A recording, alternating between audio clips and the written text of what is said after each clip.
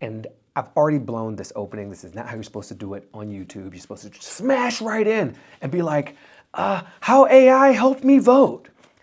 But that's not quite the story. So it's a little bit of the story. And I do want to explain how I used artificial intelligence to help me understand my ballot. Hello. All right, I'm Baratunde, and I'm a storyteller. I talk about and am committed to interdependence, how we live in right relationship across our connection to nature, to each other, and to technology. And I have done a lot of media projects. How to Citizen is one. America Outdoors, my PBS show, is another. And right now, I have a new show called Life with Machines, exploring the human side of AI. I live in Palm Springs, in Riverside County, in Southern California, in the United States of America, on planet Earth. And there's a lot going on. And I look at elections as like the Olympics or the Super Bowl of citizening, like citizen as a verb that goes beyond voting to community engagement, to how we spend our money and our time, and to how we use technology.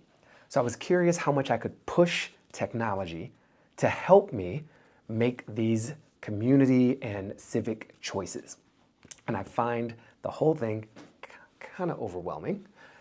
Oops, I was just seeing if somebody was coming in. It's just very windy. So I'm also doing this on the fly. There's a lot happening. We're like very close to the closing of the 2024 election. But why am I recording this? Because I pushed myself, I pushed a couple of large language models, I pushed my friends over text messaging to help me understand what my vote might mean, really to understand what questions to ask, because these elections, they got a lot, especially in California. California does it big. It's more of a tournament, and I feel like you get eliminated just trying to make it through the whole ballot. Like, they democracy so hard in California. Proposition this, measure that. Woo! So here's what I will share, and I'll do my best to drop in some media so that you can see what I'm talking about more than me just talking about it. But I also have limited time, limited editing capacity and production capability. So stay tuned if you're curious about how AI could actually be productively used to bring us closer to each other in our democracy and our way of life versus just isolating with the machines, because I actually found that to be the case. All right, let me just take a look. I have a little outline here, and here is my setup. I went into this overwhelmed with choices that I didn't fully understand. And I ended up using AI to help me do research, to help me do comparisons, even some quantifiable analysis and financial analysis. I found myself having my own assumptions challenged about policies I would presumably support, but when I did further digging, I was like, that's more nuanced than I thought. So I was pleasantly surprised. I also found myself getting more curious about my own neighborhood and about the community that I'm relatively new to in this sense, and the history of it. And so I would describe them as fun rabbit holes, where one thing, this hospital measure, for example, led to a question about, well, who's been running the hospital, led to a question about, well, where else have they been running hospitals, led to a deeper understanding of like managed healthcare. And I was like, if you can make healthcare fun in a country that turns it into the Hunger Games, point for AI, thanks. Now, it's also the way I did it. I'm a fun person. So your mileage may vary, and usage depends on the user. No one's ever said that before. Probably shouldn't say it again. So the tools that I came to this with, what did I do? I tend to start with my built-in life experience and intuition. I've got my ballot, printed out, but also a digital version. And I've got a Google Doc where I put each vote that I'm up for into that doc. I've got a tool that different people make. Ballotpedia has one. I use the one from Vote Save America as a constant resource on a kind of a split screen to kind of walk me through the ballot. And I also have Cal Matters bunch of different journalistic resources, but they're a really great nonpartisan resource for those of us in California to understand, again, this land of propositions and measures. I'm from the East Coast. We don't put everything up for votes like they do in Cali. So I'm still adjusting after living here for 5 years to like the amount of democracy that they expect of us. I'm like, we need some AI to help us do the democracy thing. So those were my basics. And then I had some ChatGPT and some Notebook LM as my assistants. I also had a voting guide that a good friend puts together on an annual basis and does a lot of digging. I had a voter education pack from Loyola Marymount University that another friend gave me for that. I had the phone numbers of my human friends who I would text and neighbors who I would talk to. So it's a truly holistic set of tools. This isn't like ChatGPT voted for me. This is how AI helped supplement and complement my approach to discovering my votes. Ding. All right. So what actually worked well here? Let me just say, from the AI perspective, I kept all this in a single chat so that I could have a record to look back at. And what I generated was 177 pages of conversation. That is 110 prompts from me and 109 responses from them, or very close to that. Let's call it 110 back and forths. And so I dumped all of that into a large Google Doc and a PDF, and I've even been using AI to help analyze my own engagement, with, in this case, ChatGPT, about my choices. But I would typically put in in this case, a proposition or ballot measure, and I would say, break this down in plain English. What is this ballot measure saying? What does a yes vote mean? What does a no vote mean? Who's for yes? Who's for no? And just to get a kind of lay of the land. And Cal Matters, as an example, does a great job at this stage. But I can't do a back and forth conversation with them. So it's good to contain that in one place. And then I'd start asking follow-up questions. Okay, well, if this doesn't pass, what might the outcomes be? Is there a backup plan if it doesn't pass? Where has a proposal like this been implemented before, either here in California or elsewhere in the United States or even the world? And so I start casting this like wider net to get deeper. Now, this is something I just couldn't do in the voting booth.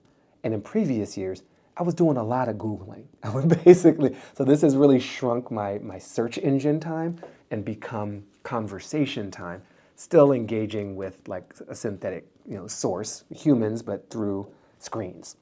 Of data being the source that I'm talking about. So what worked well was that kind of survey was really, really a fun time. I'm going to take a little pause here and just see what else I should show you, because I'm realizing I should probably do like a live, and then I can answer questions and not just kind of dump a whole thing. I have no idea if this video is going to make a ton of sense, especially if I have not been able to drop much media in. But let me go back to my little outline, because I did try to prepare.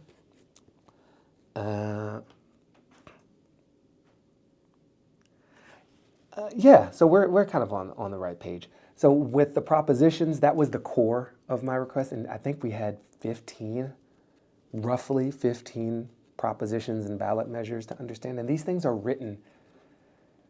The thing about a proposition is it's and most of the democracy text that we get through a legislature, it's not really written for people. It's the irony, right? This whole thing is called people power, but bills aren't written for people.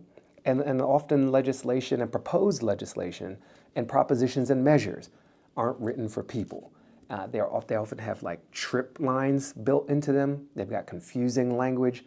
Look up Robert Moses if you want to understand someone who really manipulated language to get what he wanted to extract from the people. So when you're dealing with something that's not really written for humans, it's good to have a non-human help you decipher it. So large language models, which have seen a lot of language, can kind of cut through the BS in a way that I was very impressed with most of the time. So I'd used it for propositions. I used it to compare candidates and have it find websites and scan through their positions, just again, give me an initial lay of the land. I also used it to dive into local news sources and really discovered more local news sources through using ChatGPT than not. I know the fear is like, we'll never visit a website again, but I visited so many websites. I found interesting scandals in my very local politics. I discovered new sources of information. I even used AI to help me do research on the new publications I was finding, just so I could understand like where they're coming from. So I could have that filter apply, because we all have our filters on. As long as I know what your filter is, then we're good. But if you're saying one thing and pretending to be something else, or your filter is not transparent to me, then we might have some problems. So here's my filter. I'm a black dude, I'm progressive, I'm heterosexual, I am reasonably well off in terms of access to resources, and I'm voting heavily blue, right? That's where I'm coming from on the politics of it. But beyond the left-right politics, I'm just a big fan of democracy as an action and citizen as a verb. And to me, this was like, yo, let's citizen with these robots, let's go. All right, probably put like a cut in there or something. I don't know, I'm talking like there's a human editor who's gonna work with this. It's gonna be me in like Descript. Let me focus on, at this stage, some of the more interesting things. All right, let's dive in. So I talked about my toolkit, a lot of what I did. I think when it comes to the substance of engaging, and I think in the description I'll share some sample prompts so you know a bit more of what I'm talking about, and I'll see if I can have some on-screen graphics during some of this, but again, I don't have a lot of time. We've got an election coming up, and my vote isn't the only one I care about. But I was able to also play devil's advocate and like run scenarios. I remember in one instance I said, what is the most aggressive case you could make for a no vote on this? And it went in. It like really laid in. And in that case, that didn't move me, right? So I was like, push me, let's go. And even when faced with an amped up sort of opposing viewpoint, I wasn't nudged. Then I knew I felt really solid in my vote. There were some other cases where I came in with a presumed opinion, and then I did research and learned, and I was like, well, that's not the outcome I want. The language of this bill says this thing, but it seems like every time this has been run, the outcome is not what I want. So maybe I don't want this to pass, right? And that's where it gets interesting. And then I call a human, right? I'm like, hey, what do you know about this? What do you think? And then I check in with myself. Okay, what are we going to do in this situation? So I found myself, despite AI's tendency to appease and just satisfy what I say I want, I was able to get it to push me into places I didn't think I wanted. But I can't give credit fully to AI for that. I think that's about me, to be honest, and being willing to play the devil's advocate game and then being moved if the devil makes a good point. And we should probably come up with another term, not devil, right? Just opposition. How about that? Because now I'm like, new headline, ChatGPT help me vote for the devil or with the devil, right? That's not the point here. All right, there were some fails and some surprises. So let's talk about what didn't work very well. The hallucinations thing, it still happens, or just the failure, right? ChatGPT as an instance here, which I used mostly, does a much better job now than a year ago of finding information from the actual internet and not just its carbon copy of mishmash of BS. But when I asked for it to find the Palm Springs Post, which is an independent local newspaper I'm a subscriber to, it found, it checked palmspringspost.com instead of the palmspringspost.com and was like, there's nothing there. There's no such thing. And I was like, but my credit card says otherwise. And the editor-in-chief who I've met and shook hands with, he exists, that says otherwise. So I had to correct it and be like, it is thepalmspringspost.com, please update your memory. Then, its ability to really dig into these sites is not great. And that's probably a good thing, unless OpenAI has cut a deal with these organizations Because now you got robot traffic, which isn't nearly as valuable as human traffic in terms of a newspaper's ability to monetize it. And so that's got to be solved, right? The way I push this thing, and I'll try to get some on-screen graphics, but I basically discovered like 7 local news sources. I probably discovered 2 that I didn't know about, but now I have a set of 7. And I would say something like, all right, check these Palm Springs area local news sources for the latest news about this race with these candidates. Give me everything you got, right? Something you might ask a human to do if you had the budget and the time to do that.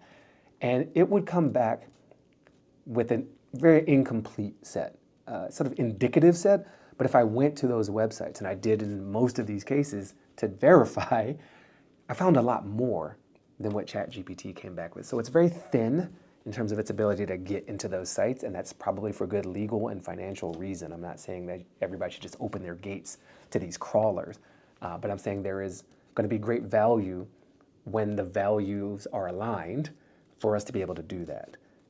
And if I'm compensating on the back end these entities whose information I'm grabbing, whew. So that was a bit of a fail. Maps, what district something lay in.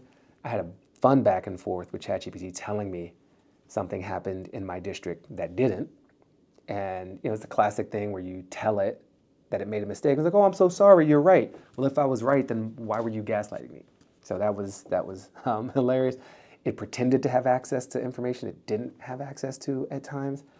I didn't really find it making up things about people, which I was relieved.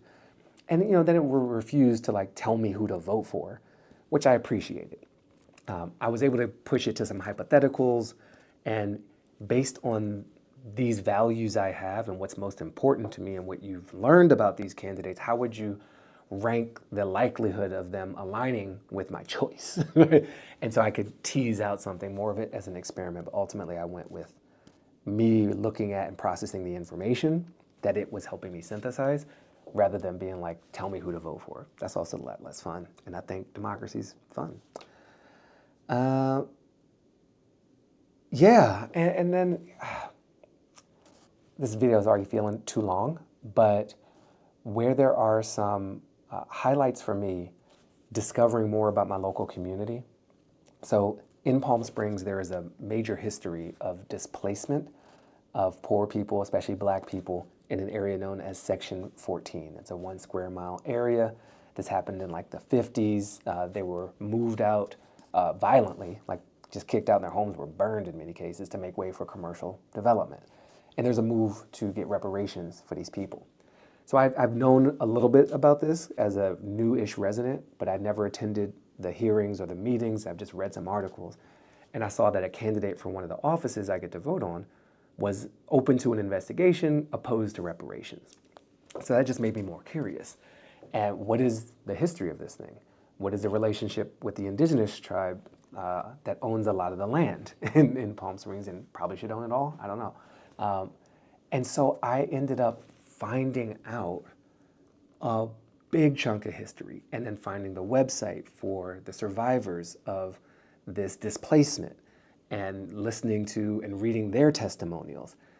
So it was a great local discovery engine for me. I found, like I said, more news sources that I didn't know about. And I got behind, I think the other most interesting thing was to find out, one of my go-tos in this process kept being all right, has anyone tried this before? Because I feel like they hit us with these mailers, this direct mail that just clogs your physical mailbox, and vote yes on 15X or whatever the thing is, because claim. I'm like, well, okay, someone's made that claim before. How'd it play out? And so AI was able to help me much more quickly find those sources, those studies from different geographies and different areas, or sometimes very similar ones, and see what happened. And that was a good and challenging thing. So, we're not there yet in terms of this being any kind of replacement, but it's a really great supplement and complement. And I just stress, this helped me make choices. It didn't choose for me. It helped me ask better questions, or go farther in my question asking than I had done in previous cycles, because I could just move a lot faster through it. And if I just had a what if or I wonder, I would just throw it into the box, right, and see what came back.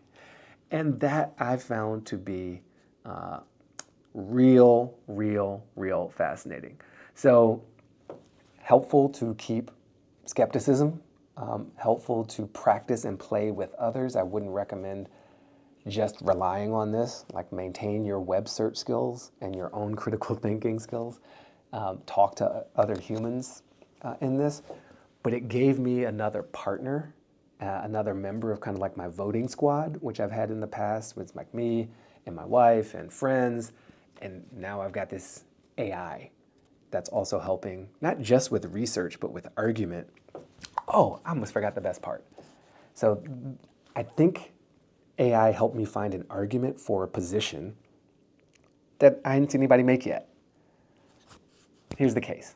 It's Proposition, I believe it was 32, which is about increasing the minimum wage.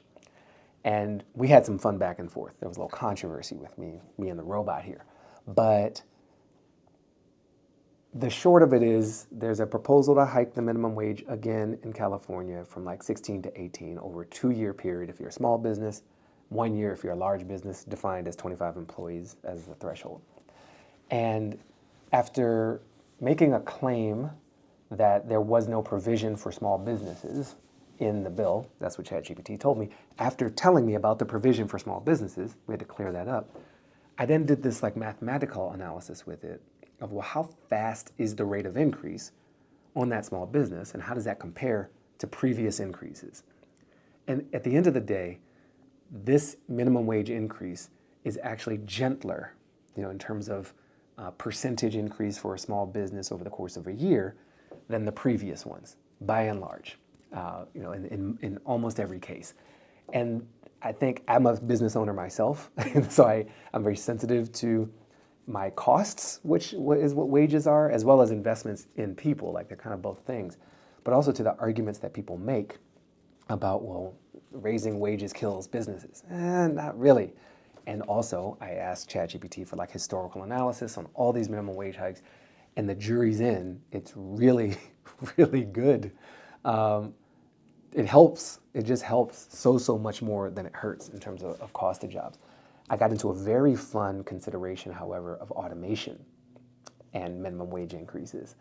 And for certain types of jobs, fast food workers as an example, does pushing the minimum wage higher drive businesses to more aggressively engage in substitutes with robots and software than they might otherwise not have? That's a fun question. And on the edge, it looks like that's the case. And I didn't see that much playing out in the public debate around the minimum wage hike either. By the way, I'm for a minimum wage hike, and I'm for an honest conversation about what that might mean and how we support people through that, and have, don't tie healthcare to like your job, would be one thing we could do as a nation. I don't need ChatGPT for that. I just know that in my heart of hearts, and also the data from around the world supports that. I love data so much. So yeah, there's a lot more to this. At some point, maybe I will share the log. It's 177 pages in a PDF form. I'll certainly share some of the prompts. But if this is fascinating to you, I do stuff like this. And I'm not alone in it. We have a show that's called Life with Machines, where we're exploring our relationship with technology in this AI era and what we want out of it. And on that show, we even created our own AI named Blair, who helps us make the show. So I'm all about figuring out what this relationship is, doing experiments like this one, engaging back and forth to as much as I can with you. So if you're seeing this, you're probably seeing it on YouTube, maybe in the Life with Machines newsletter, which you should sign up for. All this at lifewithmachines.media. I'm Baratunde, and I encourage constant active engagement in the practice of democracy. Sometimes with the machines, sometimes just us, but don't tell them I said that. All right, let's see how this goes.